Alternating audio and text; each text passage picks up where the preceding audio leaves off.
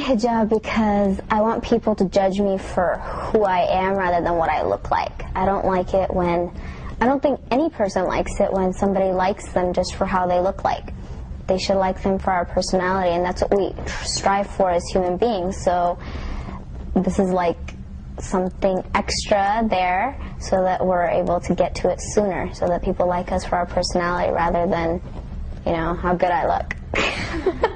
Well, the number one reason of why I wear hijab is to only be submitting to God and to follow God's laws and rules. And, you know, of course, in the Quran, it talks about how a woman should dress modestly and to obey those rules and the foundations that God has allowed for us and has established for us to live on our day-to-day society.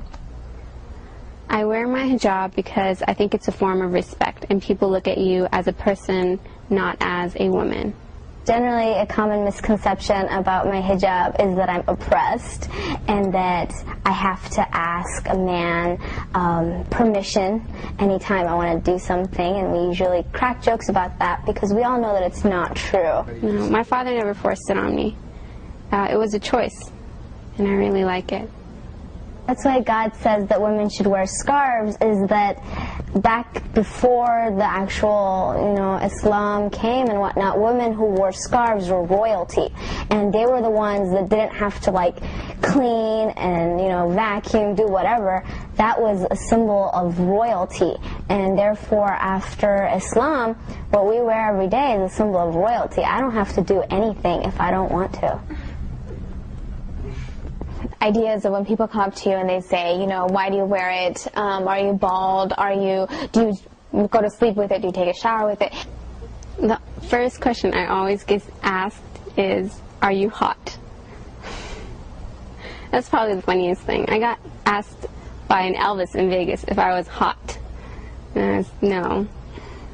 And as you get older, there's more other misconceptions. I mean, especially with today's society and the way it is. People constantly come up to me and they say, does your husband make you wear it? Does your dad make you wear it? Do the men in the family make you wear it? And of course, in a way, it's always talking about oppression and, you know, that allowing for... you know, they think that the men force women to wear that kind of hijab. But in reality, it's not at all that way. And unfortunately, you know, our society isn't educated enough. And we have to educate them and to allow for them to, you know, by our actions and by our faith and by our belief, to, you know, erase all these misconceptions. One of the biggest misconceptions I think people have about the hijab is they always refer to it as something traditional rather than something religious. So they'll be like, stereotype, you're from the Middle East, you wear a hijab, and I would explain to them that no, it's about Islam, it's not about where I'm from. The hijab doesn't hold me back from anything. It allows me to do even more things. I can do things without wondering what people care or wondering what people think about me, and it just opens up so many more opportunities rather than holding them back. That's a rather normal misconception that people get, that the hijab holds you back rather than enhances your capabilities. I don't think the hijab has ever held me back from doing what I want. You know, the fortunate thing about me and my career is that the hijab hasn't ever held me back. You know, I'm an architect, and actually the hijab allows me and pushes me to be more forward.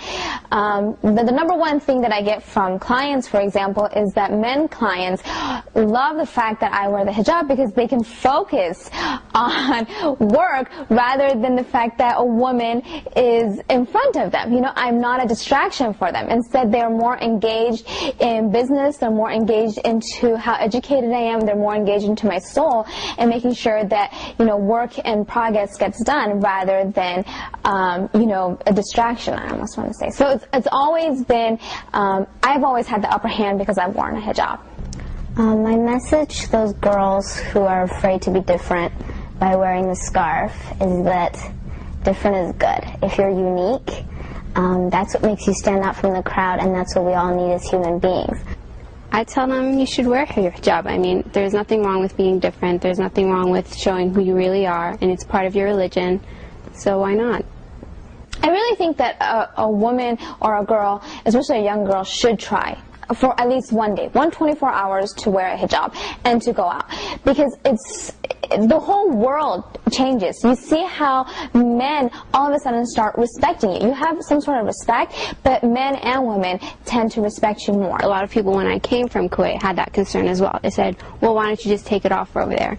And I wouldn't do it, and I wouldn't change anything. And they said, people give you trouble, people look at you differently. I've been here 4 years, and I've never had trouble. No one has ever looked at me differently. It's been great. And just go ahead and try it. It's actually a good thing. And, you know, of course, if a room is full of white marbles and a white, you know, ping pong balls, and the one that's red is the one that stands out. So it's the one that you want. It's the jewel in the box that you are automatically attracted to. And when that jewel in the box is something that is protected and it's wonderful and, you know, and has a good soul and it's a good being and it's faithful, that's the one that people are automatically drawn to. And, you know, it's good to be that one red, you know, ball and filled with a whole bunch of room. It's good to be different.